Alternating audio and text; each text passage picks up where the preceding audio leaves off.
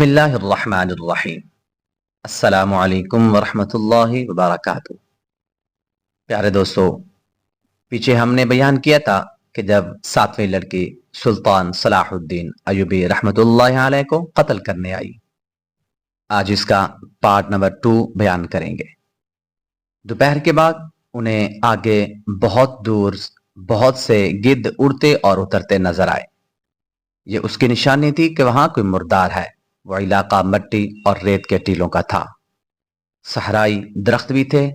चलते चलते वो उन टीलों में दाखिल हो गए। रास्ता ऊपर होता गया और एक बुलंद जगह से उन्हें एक मैदान नजर आया, जहां गिद्धों के गौल उतरते हुए शोर बर्पा करते रहे। जरा और आगे गए तो नजर आया कि लाशें भी हैं। बदबू भी थी। ये उन सूडानियों की लाशें थीं जो बहीरा रूम के साहिल पर मुकीम सुल्तान अयूबी की फौज पर हमला करने चले थे।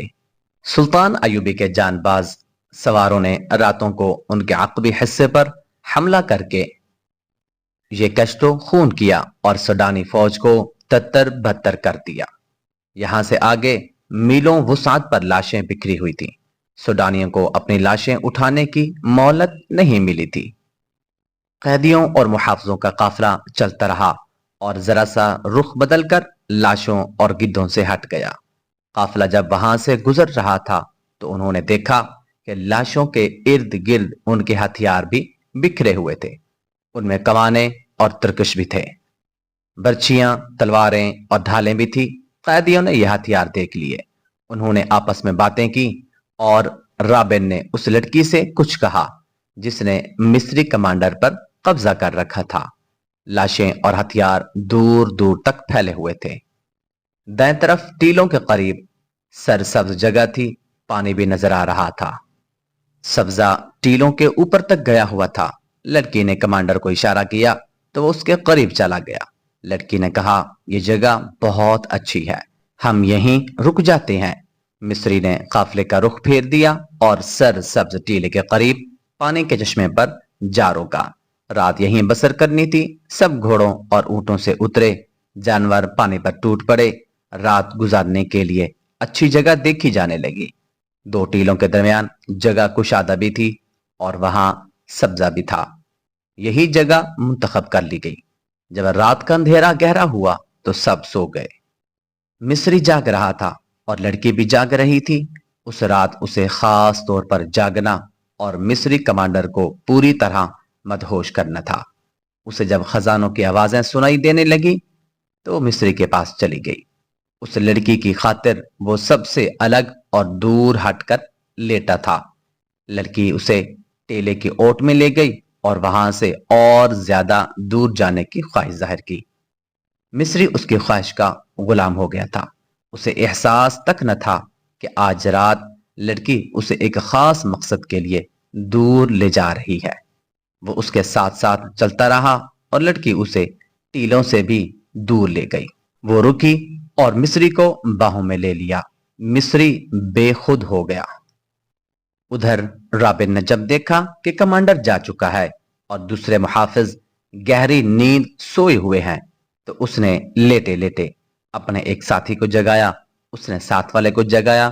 इस तरह राबिन के चारों साथी जाग उठे। मुहाफिज उनसे जरा दूर सोए हुए थे। मिस्री कमांडर को लड़की ने इतना बेपरवाह कर दिया था कि रात को वो संतरी खड़ा नहीं करता था। पहले राबिन पेट के बल रेंगता हुआ मुहाफिजों से दूर चला गया। उसके बाद उसके चारों साथी भी चले गए। टीले की ओट में वो होकर वो तेज तेज चलने लगे और लाशों तक पहुंच गए। टटोल टटोल कर उन्होंने 3 कमाने और तरकश उठाए और एक एक बर्छी उठा ली। इसी मकसद के लिए उन्होंने लड़की से कहा था कि वो कमांडर से कहे यहां पड़ाव किया जाए। वो हथियार लेकर वापस हुए और अब वो इकट्ठे भी थे। वो सोए हुए मुहाफिजों के करीब जाकर खड़े हुए। राबिन ने एक मुहाफिज के सीने में बर्छी मारने के लिए बर्छी जरा ऊपर उठाई। बाकी 4 भी एक एक मुहाफिज के सर पर खड़े थे। ये निहायत कामयाब चाल थी।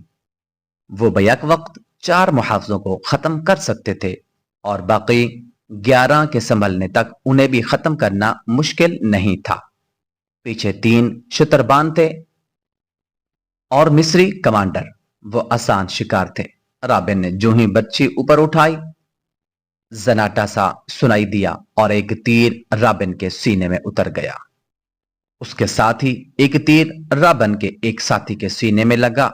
वो डोले, उनके 3 साथी अभी देख ही रहे थे कि ये क्या हुआ है, और 2 तीर और आए और वो 2 कैदी वो भी गिर पड़े। आखिरी कैदी भागने के लिए पीछे को मुड़ा तो एक तीर उसके पहलू में उतर गया। ये काम इतनी खामोशी से हो गया कि उन मुहाफिजों में से किसी की आंख भी न खुली, जिनके सरों पर मौत आन खड़ी हुई थी। तीरंदाज आगे आए, उन्होंने मशालें रोशन की। ये 2 वो मुहाफिज थे जिन्होंने अपने कमांडर से कहा था कि उन्हें मंजिल पर जल्दी पहुंचना चाहिए। वो दयानतदार थे। वो सोए हुए थे। जब चारों कैदी उनके करीब से गुजरे तो उनमें से एक की आंख खुल गई। उसने अपने साथी को जगाया और कैदियों का ताक़ुब दबे पांव पाया। उन्होंने ये इरादा किया था कि अगर कैदियों ने भागने की कोशिश की तो उन्हें तीरों से खत्म कर देंगे, मगर इससे पहले वो देखना चाहते थे कि ये करते क्या हैं। अंधेरे में उन्हें जो कुछ नजर आता रहा वो देखते रहे। कैदी हथियार उठाकर वापस आए तो दोनों मुहाफिज आकर टीले के साथ छुप कर बैठ गए। जो ही कैदियों ने मुहाफिजों को बर्छियां मारने के लिए बर्छियां ऊपर उठाई, उन्होंने तीर चला दिए, फिर चारों को खत्म कर दिया। उन्होंने अपने कमांडर को आवाज दी तो उसे लापता पाया। उस आवाज से लड़कियां जाग उठीं और बाकी मुहाफिज भी जाग गए। लड़कियों ने अपने आदमियों की लाशें देखी। हर एक लाश में एक तीर उतरा हुआ था। लड़कियां खामोशी से लाशों को देखती रहीं। उन्हें मालूम था कि यह आदमी आज रात क्या करेंगे। मिस्री कमांडर वहां नहीं था और लड़की भी गायब थी। मुहाफिजों को मालूम नहीं था कि जब उन कैदी जासूसों के सीनों में तीर दाखिल हुए थे, बिल्कुल उसी वक्त उनके मिस्री कमांडर की पीठ में एक खंजर उतर गया था। उसकी लाश तीसरे टीले के साथ पड़ी थी। उस रात सहरा की रेत खून की प्यासी मालूम होती थी। मिस्री कमांडर अपने मुहाफिज दस्ते और कैदियों से बेखबर उस लड़की के साथ चला गया और लड़की उसे खासा दूर ले गई थी। उसे मालूम था कि उसके साथ एक खूनी ड्रामा खेलेंगे। लड़की मिस्री को एक टीले के साथ लेकर बैठ गई। उस टीले से जरा दूर बालियान और उसके 6 मुहाफिजों ने पड़ाव डाल रखा था। उनके घोड़े कुछ दूर बंधे हुए थे। बालियान मूबी को साथ लिए टीले की तरफ आ गया। उसके हाथ में शराब की बोतल थी। मूबी ने नीचे बिछाने के लिए दरी उठा रखी थी। बालियान मुहाफिजों से दूर जाकर ऐशो इशरत करना चाहता था। उसने दरी बिछा दी और मूबी को अपने साथ बिठाया। वो बैठे ही थे कि रात के सुकूत में उन्हें करीब से किसी की बातों की आवाजें सुनाई दी। वो चौंके और एकदम पास जाकर सुनने लगे। आवाज किसी लड़की की थी। बालियान और मूबी दबे पांव उस तरफ आए और टीले की ऊंट से देखा। उन्हें 2 साए बैठे हुए नजर आए। साफ पता चलता था कि एक औरत और एक मर्द है। मूबी और ज्यादा करीब हो गई और गौर से बातें सुनने लगी। मिस्री कमांडर के साथ उस लड़की ने ऐसी बातें वाजे की कि मूबी को यकीन हो गया कि यह लड़की उसकी साथी है, और यह भी वाजे हो गया कि उसे काहिरा ले जाया जा रहा है। मिस्री ने जो हरकतें की और बातें की वो तो बिल्कुल ही साफ थी। किसी शक की गुंजाइश नहीं थी। मूबी जान गई कि यह मिस्री उस लड़की को उसकी मजबूरी के आलम में अयाशी का जरिया बना रहा है। मूबी ने यह बिल्कुल न सोचा कि इर्द गिर्द कोई और भी होगा और उसने जो इरादा किया है उसका नतीजा क्या होगा। उसने पीछे हटकर बालियान के कान में कहा कि यह मिस्री है और यह मेरे साथ की एक लड़की के साथ ऐश कर रहा है। उस लड़की को बचा लो। यह मिस्री तुम्हारा दुश्मन है और लड़की तुम्हारी दोस्त। उसने बालियान को और ज्यादा भड़काने के लिए कहा, यह बड़ी खूबसूरत लड़की है, इसे बचा लो। اور اپنے سفری حرم میں اضافہ کر لو۔ بالیان شراب پیے ہوئے تھا۔ اس نے کمر بند سے خنجر نکالا اور بہت تیزی سے آگے بڑھ کر خنجر مصری کمانڈر کی پیٹھ میں گھونپ دیا۔ خنجر نکال کر اسی تیزی سے ایک اور وار کیا۔ لڑکی مصری سے آزاد ہو کر اٹھ کھڑی ہوئی، موبی دوڑی اور اسے آواز دی۔ وہ دوڑ کر موبی سے لپٹ گئی۔ موبی نے اس سے پوچھا کہ دوسری کہاں ہے؟ اس نے رابن اور دوسرے ساتھیوں کے متعلق بھی بتایا اور یہ بھی کہا کہ وہ 15 محافظوں کے پہرے میں ہے۔ بالیان دوڑتا گیا اور اپنے 6 ساتھیوں کو بلایا۔ ان کے پاس کمانے اور دوسرے ہتھیار تھے۔ اتنے میں قیدیوں کے محافظوں میں سے ایک اپنے مصری کمانڈر کو آوازیں دیتا ادھر آیا۔ بالیان کے ایک ساتھی نے تیر چلایا اور اس محافظ کو ختم کر دیا۔ وہ لڑکی انہیں اپنی جگہ لے جانے کے لیے آگے آگے چل رہی تھی۔ بالیان کو آخری ٹیلے کے پیچھے روشنی نظر آئی۔ اس نے ٹیلے کی اوٹ میں جا کر دیکھا، وہاں بڑی بڑی 2 مشعلیں جل رہی ہیں۔ ان کے ڈنڈے زمین میں گڑے ہوئے تھے۔ ان کے اوپر والے سروں پر تیل میں بھگے ہوئے کپڑے لپٹے ہوئے تھے جو جل رہے تھے۔ بالیان اپنے ساتھیوں کے ساتھ اندھیرے میں تھا۔ اسے روشنی میں 5 لڑکیاں الگ کھڑی نظر آ رہی تھیں اور محافظ بھی دکھائی دے رہے تھے۔ ان کے درمیان 5 لاشیں پڑی تھیں جن میں تیر اترے ہوئے تھے۔ موبی اور دوسری لڑکی کی سسکیاں نکلنے لگی۔ موبی کے اکسانے پر بالیان نے اپنے ساتھیوں سے کہا کہ یہ تمہارا شکار ہے، تیروں سے ختم کر دو۔ ان کی تعداد 14 تھی۔ یہ ان کی بدقسمتی تھی کہ وہ روشن میں تھے۔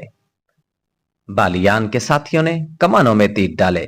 تمام تیر ایک ہی بار کمانوں سے نکلے۔ دوسرے ہی لمحے کمانوں میں 6 اور تیر آ چکے تھے۔ ایک ہی بار قیدیوں کے 6 محافظ ختم ہو گئے۔ باقی ابھی سمجھ نہ سکے تھے کہ یہ تیر کہاں سے آئے ہیں۔ 6 اور تیروں نے 6 محافظوں کو گرا دیا۔ باقی 2 رہ گئے۔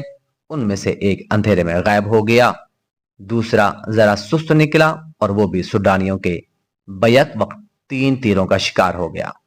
3 شتربان رہ گئے تھے جو سامنے نہیں تھے۔ وہ اندھیرے میں کہیں ادھر ادھر ہو گئے۔ مشالوں کی روشنی میں اب لاشیں ہی لاشیں نظر آ رہی تھی۔ ہر لاش ایک ایک تیر لیے ہوئے تھی اور ایک میں 3 تیر لگے ہوئے تھے۔ موبی دوڑ کر لڑکیوں سے ملی۔ اتنے میں انہیں ایک گھوڑے کی دوڑنے کی آوازیں سنائی دی جو دور نکل گئیں۔ بالیان نے کہا، یہاں رکنا ٹھیک نہیں ہے۔ ان میں سے ایک بچ کر نکل گیا ہے، وہ قاہرہ کی سمت گیا ہے، فوراً یہاں سے نکلو۔ انہوں نے محافظوں کے گھوڑے لیے اور اپنی جگہ گئے۔ وہاں جا کر دیکھا کہ ایک گھوڑا بمازین غائب تھا۔ اسے بچ کر نکل جانے والے محافظ لے گیا تھا۔ وہ اپنے گھوڑوں تک نہیں جا سکا تھا۔ چھپ کر ادھر چلا گیا جہاں سے اسے 8 گھوڑے بندے نظر آئے۔ زینیں پاس ہی پڑی تھی۔ اس نے ایک گھوڑے پر زین کسی اور بھاگ نکلا۔ بالیان نے 14 گھوڑوں پر زینیں کسوائیں، سامان 2 گھوڑوں پر لادا، باقی گھوڑے ساتھ لیے اور روانہ ہو گئے۔ لڑکیوں نے موبی کو سنایا کہ ان پر کیا بیتی اور انہیں کہاں لے جایا جا رہا تھا۔ انہوں نے یہ بھی بتایا کہ رابن اور اس کے ساتھی لاشوں کے ہتھیار اٹھانے گئے تھے، مگر معلوم نہیں کہ وہ کس طرح مارے گئے۔ موبی نے کہا، ایوبی کے کیمپ میں میری اور رابن کی ملاقات اچانک ہو گئی تھی۔ اس نے کہا تھا کہ مجھے یوں نظر آ رہا ہے کہ یسوع مسیح کو ہماری کامیابی منظور ہے، ورنہ ہم اس طرح خلاف توقع نہ ملتے۔ آج ہماری ملاقات بالکل خلاف توقع ہو گئی ہے، لیکن میں یہ نہیں کہوں گی کہ یسوع مسیح کو ہماری کامیابی منظور ہے۔ خدا یسوع مسیح ہم سے ناراض معلوم ہوتا ہے۔ ہم نے جس کام میں ہاتھ ڈالا وہ چوپٹ ہوا۔ بحیرہ روم میں ہماری فوج کو شکست ہوئی اور مصر میں ہماری دوست سوڈانی فوج کو شکست ہوئی۔ ادھر رابن اور کرسٹوفر جیسے دلیر اور قابل آدمی ان کے اتنے اچھے ساتھی مارے گئے۔ معلوم نہیں ہمارا انجام کیا ہوگا۔ ہمارے جیتے جی تمہیں کوئی ہاتھ نہیں لگا سکتا، بالیان نے کہا۔ میرے شیروں کا کمال تم نے دیکھ لیا ہے۔ دوپہر کے وقت ایک گھوڑا سوار صلاح الدین ایوبی کے ہیڈ کوارٹر کے سامنے جا رکا۔ گھوڑے کا پسینہ چھوٹ رہا تھا اور سوار کے منہ سے تھکن کے مارے بات نہیں نکل رہی تھی۔ वो घोड़े से उतरा तो घोड़े का सारा जिस्म बड़ी जोर से कांपा। घोड़ा गिर पड़ा और मर गया। सवार ने उसे आराम दिए बगैर और पानी पिलाए बगैर सारी रात और आधा दिन मुसलसल दौड़ाया था। सुल्तान अयूबी के मुहाफिजों ने घुड़सवार को घेरे में ले लिया, उसे पानी पिलाया और जब वो बात करने के काबिल हुआ तो उसने कहा कि किसी सलार या कमानदार से मिला दो। सुल्तान अयूबी खुद ही बाहर आ गया था। सवार उसे देखकर उठा और सलाम करके कहा, सुल्तान का इकबाल बुलंद हो, बुरी खबर लाया हूं। सुल्तान अयूबी उसे अंदर ले गया और कहा, खबर जल्दी सुनाओ।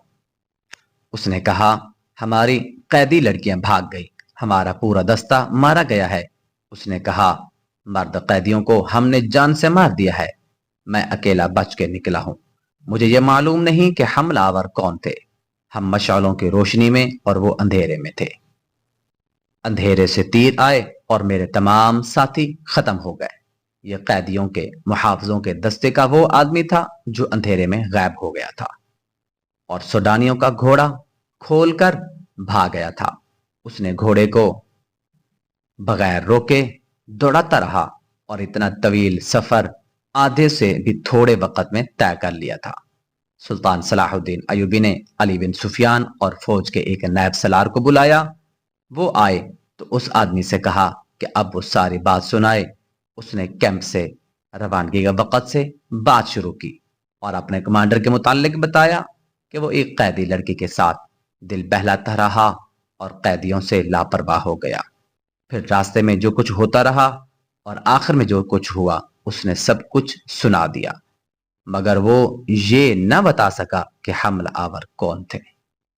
सुल्तान सलाहुद्दीन अयूबी ने अली बिन सुफियान और नाइब सलार से कहा, इसका मतलब यह है कि सलीबी छापा मार मिस्र के अंदर मौजूद है।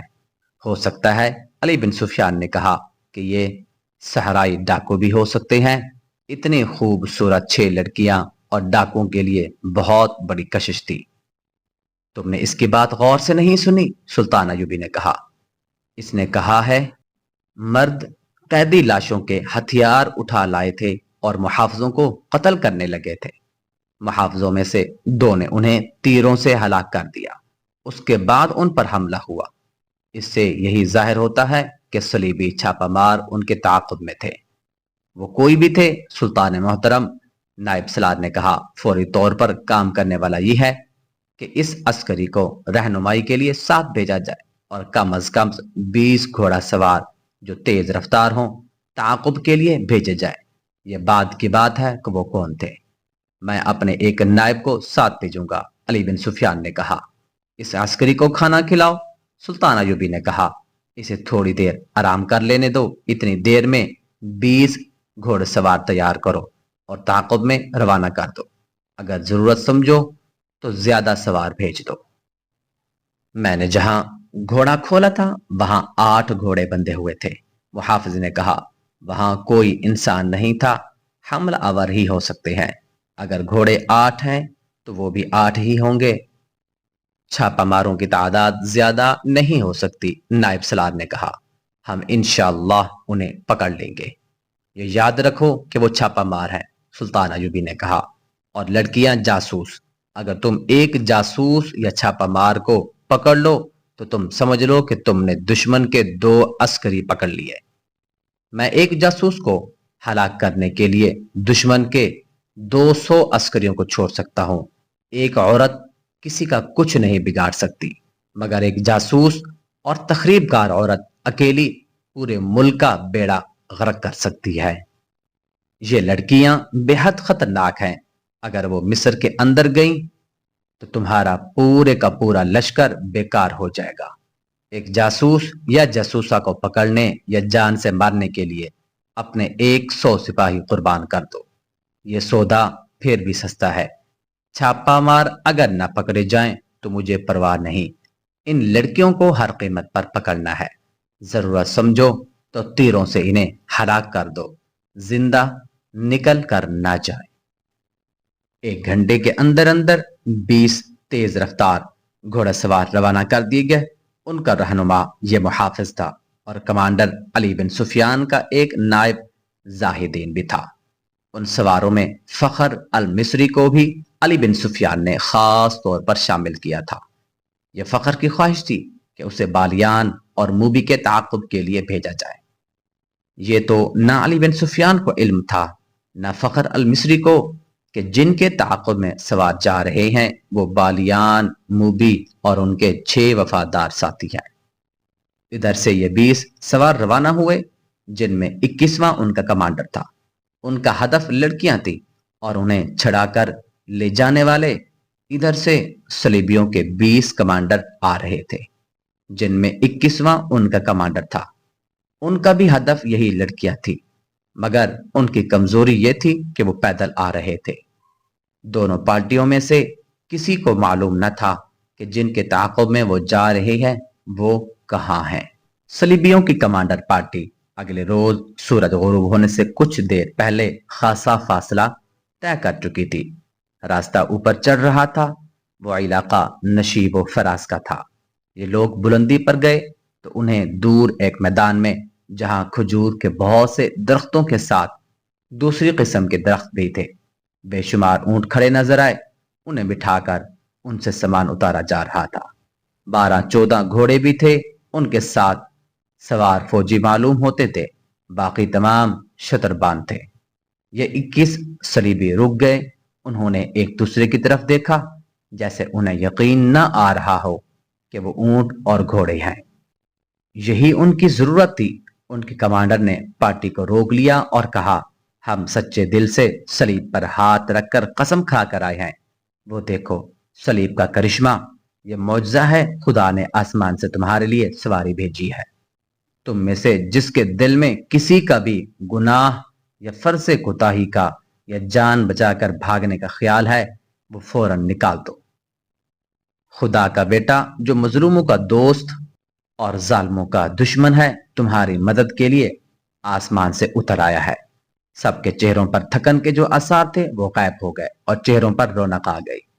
انہوں نے ابھی اس پہلو پر غور ہی نہیں کیا تھا کہ اتنے بے شمار اونٹوں اور گھوڑوں میں سے جن کے ساتھ اتنے زیادہ شتربان اور فوجی ہیں وہ اپنی ضرورت کے مطابق جانور کس طرح حاصل کریں گے۔ قافلے والے گہری نیند میں سوئے ہوئے تھے۔ 10 عسکریوں کی آنکھ بھی نہ کھلی کہ تلواریں اور خنجروں نے انہیں کاٹ کر رکھ دیا۔ صلیبی چھاپا ماروں نے یہ کام اتنی خاموشی اور آسانی سے کر لیا کہ بیشتر شتربانوں کی آنکھ ہی نہ کھلی، اور جن کی آنکھ کھلی وہ سمجھ ہی نہ پائے کہ یہ کیا ہو رہا ہے۔ جس کے منہ سے آواز نکلی وہ اس کی زندگی کی آخری آواز ثابت ہوئی۔ چھاپا ماروں نے شتربانوں کو ہراساں کرنے کے لیے چیخنا شروع کر دیا۔ سوئے ہوئے شتربان گھبرا کر ہڑبڑا کر اٹھے، اونٹ بھی ادک کر اٹھنے لگے۔ صلیبیوں نے شتربانوں کو قتل عام کرنا شروع کر دیا تھا۔ بہت ہی تھوڑے بھاگ سکے۔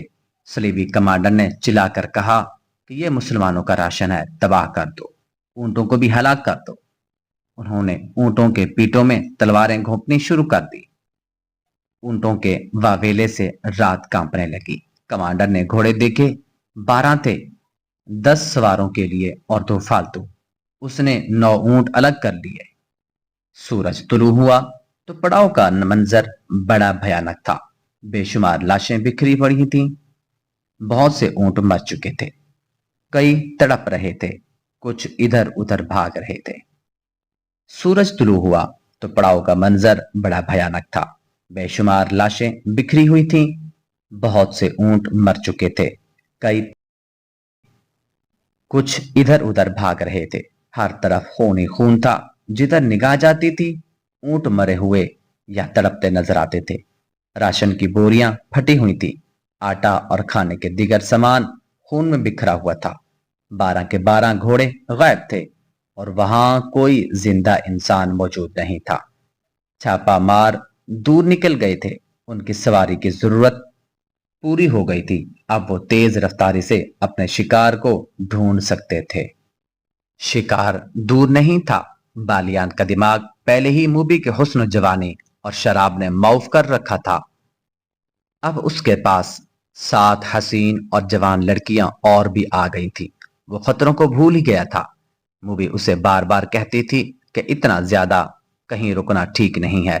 जितनी जल्दी हो सके समंदर तक पहुंचने की कोशिश करो। हमारा ताक़ुब हो रहा होगा। मगर बालियान बेफिक्रे बादशाहों की तरह काका लगाकर उसकी बात सुनी अनसुनी कर देता था। लड़कियों को जिस रात आजाद कराया गया था उससे अगली रात वो एक जगह रुके हुए थे। बालियान ने मूवी से कहा कि हम 7 मर्द हैं और तुम 7 लड़कियां। मेरे इन 6 दोस्तों ने मेरा साथ बड़ी दयानतदारी से दिया है। मैं इनकी मौजूदगी में तुम्हारे साथ रंग रलियां मनाता रहा, फिर भी वो नहीं बोले। अब मैं उन्हें इनाम देना चाहता हूं। तुम एक एक लड़की मेरे एक एक दोस्त के हवाले कर दो और उन्हें कहो कि ये तुम्हारी वफादारी का तोहफा है। मूबी ने गुस्से से कहा, यह नहीं हो सकता। हम फाहिशा नहीं हैं। मेरी मजबूरी थी कि मैं तुम्हारे हाथ में खिलौना बनी रही। ये लड़कियां तुम्हारी खरीदी हुई लौंडियां नहीं हैं। मैंने तुम्हें किसी वक्त भी शरीफ लड़की नहीं समझा। बालिया ने शाहाना जलाल से कहा, तुम सब हमारे लिए अपने जिस्मों का तोहफा लाई हो। ये लड़कियां मालूम नहीं कितने मर्दों के साथ खेल चुकी हैं। उनमें से एक भी मरियम नहीं है। हम अपना फर्ज पूरा करने के लिए जिस्मों का तोहफा देती हैं। मुबी ने कहा, हम आयाशी के लिए मर्दों के पास नहीं जाती। हमें हमारी कौम और हमारे मजहब ने एक फर्ज सौंपा है।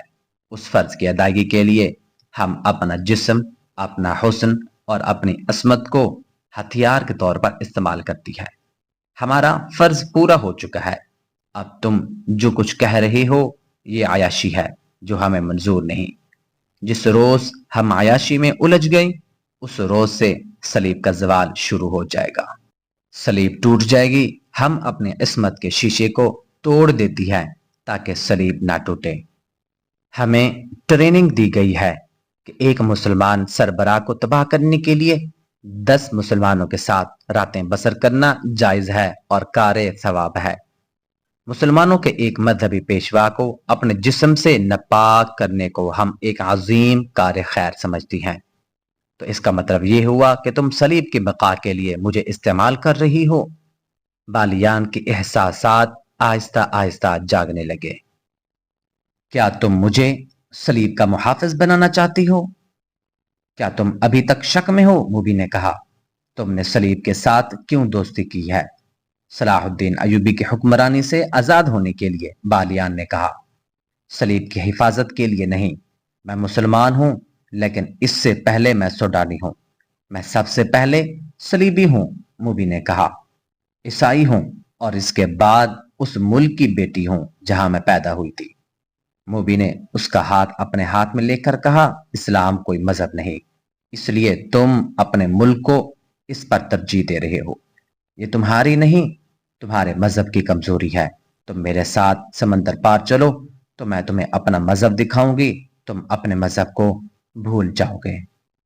मैं उस मजहब पर लानत भेजूंगा जो अपनी बेटियों को गैर मर्दों के साथ रातें बसर करने और शराब पीने को सवाब का काम समझता है। बालियान अचानक बेदार हो गया। उसने कहा, तुमने अपनी असमत मुझसे नहीं लुटाई बल्कि मेरी असमत लुटी है।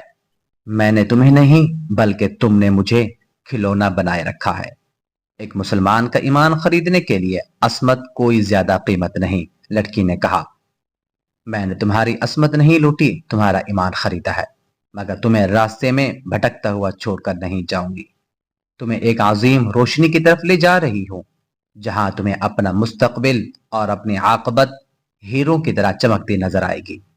मैं उस रोशनी में नहीं जाऊंगा। बालियान ने कहा, देखो बालियान, मुबी ने कहा, मर्द जंगजू, मर्द वादे और सौदे से फेरा नहीं करते। तुम मेरा सौदा कबूल कर चुके हो। मैंने तुम्हारा ईमान खरीद कर शराब में डुबो दिया है और तुम्हें मुंह मांगी कीमत दी है। इतने दिनों से तुम्हारी लौंडी और बेनिकाही बीवी बनी हुई हूं। इस सौदे से फिरो नहीं। एक कमजोर लड़की को धोखा ना दो। तुमने वो मुझे अजीम रोशनी यही दिखा दी है जो तुम मुझे समंदर पार लेकर जाना चाहती हो। बालियान ने कहा, मुझे अपना मुस्तकबिल और अपनी आकबत हीरों की तरह चमकती नजर आने लगी है। मूबी ने कुछ कहने की कोशिश की तो बालियान गरज कर बोला, खामोश रहो लड़की। صلاح الدین ایوبی میرا دشمن ہو سکتا ہے، لیکن میں اس رسول کا دشمن نہیں ہو سکتا جس کا صلاح الدین ایوبی بھی نام لیوا ہے۔ میں اس رسول کے نام پر مصر اور سوڈان قربان کر سکتا ہوں، اس کے عظیم اور مقدس نام پر صلاح الدین ایوبی کے آگے ہتھیار ڈال سکتا ہوں۔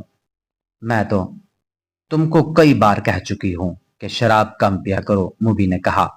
ایک شراب، دوسرے رات پر جاگنا اور میرے جسم کے ساتھ کھیلتے رہنا، دیکھو تمہارا دماغ بالکل بیکار ہو گیا ہے۔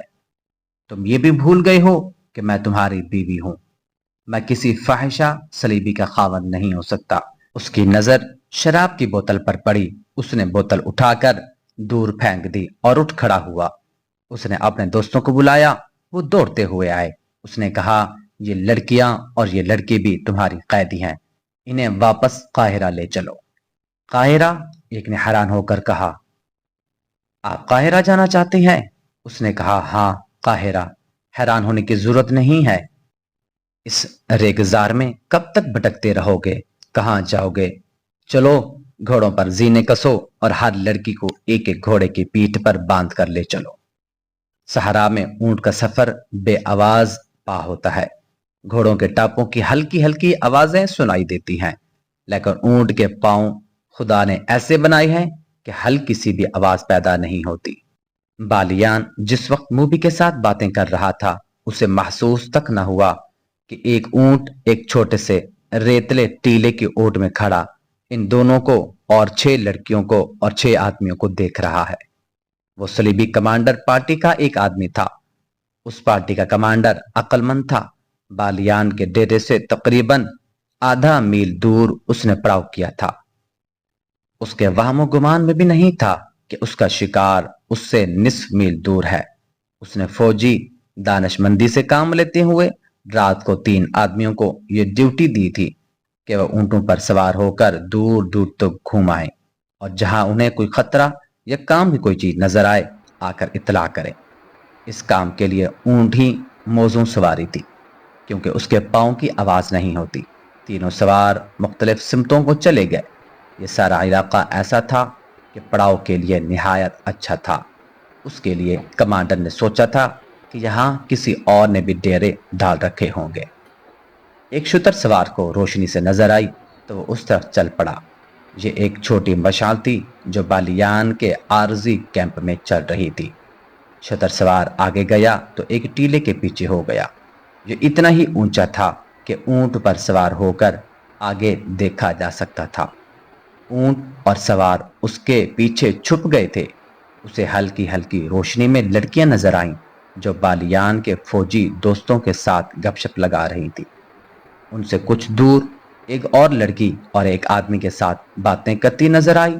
ذرا دور بہت سے گھوڑے بندھے ہوئے تھے، ان میں وہ گھوڑے بھی تھے جو ان لوگوں نے قیدیوں کے محافظوں کو قتل کر کے حاصل کیے تھے۔ صلیبی شتر سوار نے اونٹ کو موڑا، کچھ دور تک آہستہ آہستہ چلا اور پھر اونٹ دوڑا دیا۔ اونٹ کے لیے نصف میل کا فاصلہ کچھ بھی نہیں تھا۔ سوار نے اپنے پارٹی کو خوشخبری سنائی کہ شکار ہمارے قدموں میں ہے۔ کمانڈر نے ایک لمحہ بھی ضائع نہ کیا، شتر سوار سے ہدف کی تفصیل پوچھی اور پارٹی کو پیدل چلایا۔ گھوڑوں کے قدموں کی آواز سے شکار چکنا ہو جانے کا خطرہ تھا۔ جس وقت یہ پارٹی بالیان کے ڈیرے تک پہنچی، بالیان حکم دے چکا تھا کہ ایک ایک لڑکی کو گھوڑے کی پیٹھ پر باندھو۔ اس کے دوست حیرت زدہ ہو کر بالیان کو دیکھ رہے تھے کہ اس کا دماغ خراب ہو گیا ہے۔ انہوں نے اس کے ساتھ بات شروع کر دی اور وقت ضائع ہوتا رہا۔ بالیان نے انہیں بڑی مشکل سے قائل کیا کہ وہ جو کچھ کہہ رہا ہے ہوش ٹھکانے رکھ کر کہہ رہا ہے اور قاہرہ چلے جانے میں ہی مصلحت اور عافیت ہے۔ لڑکیاں پریشانی کے عالم میں اسے دیکھ رہی تھیں۔ بالیان کے آدمیوں نے گھوڑوں پر زینت ڈالی اور لڑکیوں کو پکڑ لیا۔ اچانک ان پر آفت ٹوٹ پڑی۔ بالیان نے بلند آواز سے بار بار کہا، ہم ہتھیار ڈالنا چاہتے ہیں، لڑکیوں کو قاہرہ لے جا رہے ہیں۔ وہ حاملہ آوروں کو سلطان ایوبی کے فوجی سمجھ رہا تھا، لیکن ایک خنجر نے اس کے دل میں اتر کر اسے خاموش کر دیا۔ اس کے دوست اتنے زیادہ آدمیوں کے ایسے اچانک حملہ کا مقابلہ نہ کر سکے۔ संभलने से पहले ही खत्म हो गए। सलीबियों का छापा कामयाब था, लड़कियां आज़ाद हो चुकी थीं। छापा मार उन्हें फौरन अपनी जगह ले गए। उन्होंने कमांडर को पहचान लिया, वो भी उनकी पार्टी का जासूस था। उन्होंने रात वहीं बसर करने का फैसला किया और पहरे के लिए 2 संतरी खड़े कर दिए जो डेरे के इर्द गिर्द घूमने लगे।